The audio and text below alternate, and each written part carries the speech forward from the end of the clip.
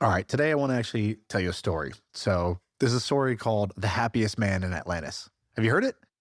Probably not, because I wrote it this morning. But I want to read this to you. I think it's a good one, so let's try it out. I feel like I can rule the world. I know I could be what I want to. I put my all in it like no days off. On the road, let's travel, never looking back. All right, so once upon a time, there was a prince, and this prince was the richest man in Atlantis.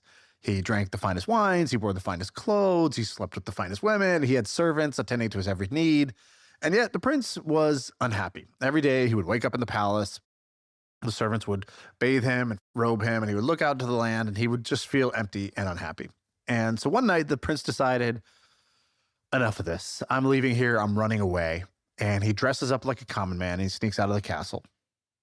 And along the way, as he's leaving the castle, trying to leave the royal palace, he stops at a bar, and he's drinking his sorrows away, and he hears two sailors talking about somebody who they call the happiest man in Atlantis.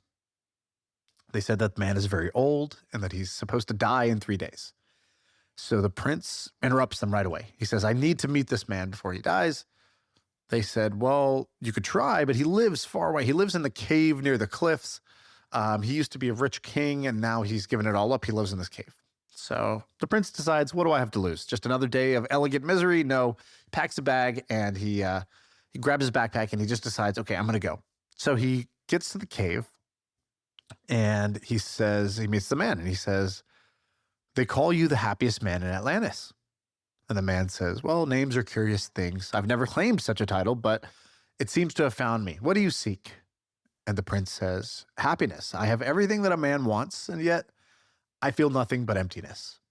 The man says, I see.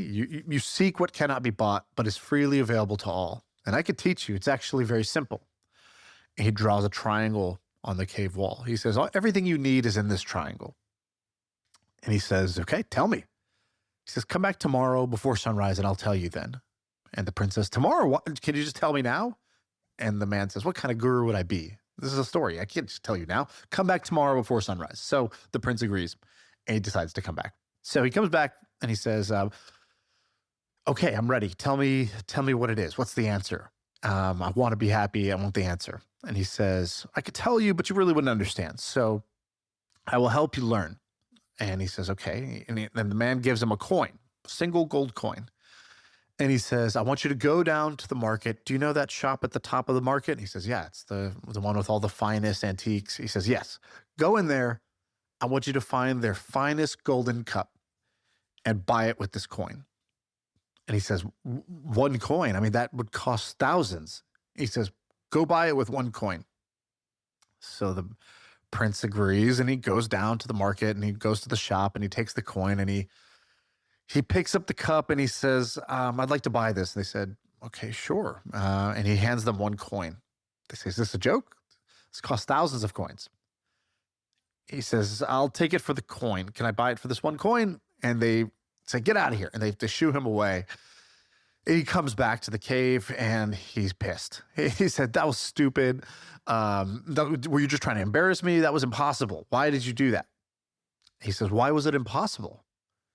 He says, because that cup is so valuable. Why would he give it to me for one coin? He won't just give away something valuable. That's essentially free. And so the man asks him, let me ask you, how valuable is your happiness? He says, what do you mean? He says, how valuable is your happiness? It's the most valuable. It's priceless. He says, then why do you give it away for so cheap? A servant spills your wine, and you trade it for a piece of your anger. A rival succeeds, and you exchange it for envy. A storm delays your ship, and you barter your joy for worry. These small inconveniences, the forgetful servant, the rainy day, you gladly hand over your happiness to the lowest bidder. The prince was upset, but he knew it was true. And the man goes up to the triangle, and he adds one word. He writes the word focus. He said, today you learn to focus your attention on what matters. Because at any given time, the world is throwing 1,000 things at you that you could choose to focus on. But choosing to focus on what's valuable, on what actually matters, and not the small, trivial inconveniences of your life, is the first thing. It is robbing you of your happiness. The prince turns over the coin, and he reads what's on the back of the coin. It turns out this wasn't just a normal gold coin, and it says, never trade what is precious for what is trivial. So the prince says, okay, I got it. What about the other two? He says, come back tomorrow for number 2. So he returns the second day and he says, I'm ready. Tell me. And the man lays out 2 bowls, 2 clay bowls, and he fills them both with water. And so they're filled with water. And now he takes a pile of rocks that he has. And in the first bowl, he just splashes the rocks in, just dumps them in from a height. And it's splashing. The water is turbulent. It's spilling over the edges. And in the second, he just takes each rock, puts it in the water gently, and the water remains roughly calm. Small ripple, but roughly calm. And the prince is just watching this, and he says, did you notice? He says, yeah, of course. He says, great. Today, I want you to go to the market, and for the first hour, I want you to react like the first bowl. Really exaggerate it, okay? So whenever anything happens to you, I want you to react fully and violently, just similar to that bowl. But when the lunch bell rings, I want you to mentally change your state and react like the second bowl, okay? So he goes down to the market, and sure enough, he's looking for a fight. Somebody bumps into him, and he shoves them. He curses at them, and he's reacting to every little thing that every person does. Somebody shortchanges him. One of the merchants shortchanges him, and he gets angry at him and grabs his coins from him. But then the lunch bell rings, and he remembers the second bowl, and he changes his state of mind, and he waits for it. Sure enough, a boy comes and he steps on his foot, basically smudges his shoe, spills his tea.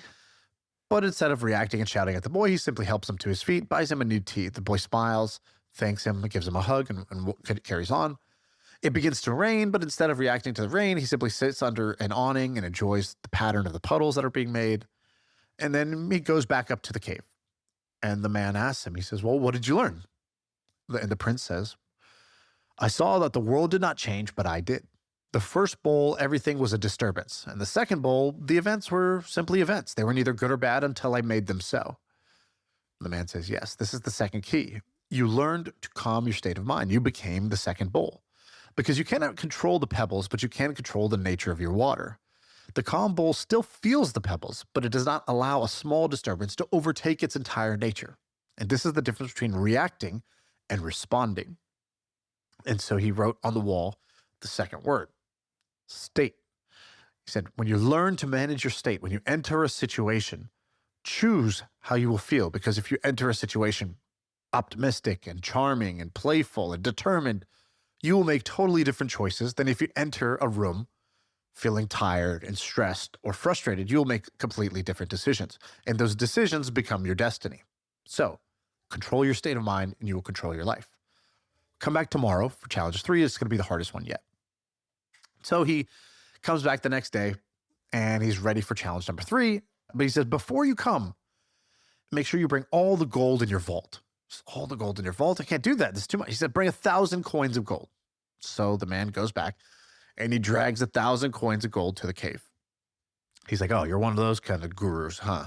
And the guru laughs and he says, okay, I will take the coins in exchange for this stone. And he hands him this small stone that looks, average. And the prince says, is this a joke? I'm not buying this stone for 1,000 gold coins. He says, really? Because this stone was given to me by your father. Your father who died when you were young, he came to visit me at the cave as well before he died. And he told me, he said, one day, I hope this never happens, but if my son ever comes, to give him this stone. He says, is that true? He said, it's true. And he said, so this stone might look worthless to others, but to you, I'm assuming it means something. He says, it does. And he agrees to trade him the gold for the stone. He says, no, I don't need your gold. I'm dying tomorrow. But you can see you've learned the third lesson, which is the power of a story. And he goes to the triangle and he writes the word story. He said, you see, a story can make a stone precious or worthless. A story can change a punishment into a blessing. It could take a disaster and turn it into a triumph. And the world is simply full of events that are really meaningless until you choose to give them a label, you choose to give them a meaning. It is the story you apply to something that gives it its weight and worth in your life. It gives it the meaning in your life. And he says, these 3 together that I've showed you, your focus will determine what you see. Your state will determine how you feel. And the story determines what it means. You master these 3 and you've mastered the art of living. And the prince understood. The prince gets up, he thanks him, and the man says, you came to find the happiest man in Atlantis. Did you find him? And the prince laughs. He says, I did not find him, but I became him. All right, I hope you enjoyed my story. I had fun writing it, and I hope you had fun listening to it. Maybe you learned a little thing or two. Maybe you, like the prince, can learn to either up your level of focusing on what is truly valuable, not the trivial. State, so choosing how you step into a situation, which will change the way you respond, and those decisions become your destiny. And lastly, the story. So the labels you put on things. You broke up with your boyfriend. Is that the end or is it the beginning of something, right? You get to decide. That meaning is up to you, and that meaning will totally change how you approach the next situation in your life. So hope you enjoyed this story. I'm Shaan. Thanks for listening. Oh, and by the way, if you're here right now, I don't know when you're listening to this, but April 16th, I'm doing something fun. You should check it out. I'm doing a CEO boot camp for anybody. It's free, totally free. You can come. And I'm basically going to share my method of running companies that is very similar to what in YC they're calling founder mode. And I want to explain what I think founder mode is and how you actually do it. It's going to be pretty awesome. April 16th. You can find the link in the description below. Thank you for listening. I feel like I can rule the world. I know I could be what I want to. I put my all in it like no days off. On the road, let's travel, never looking back.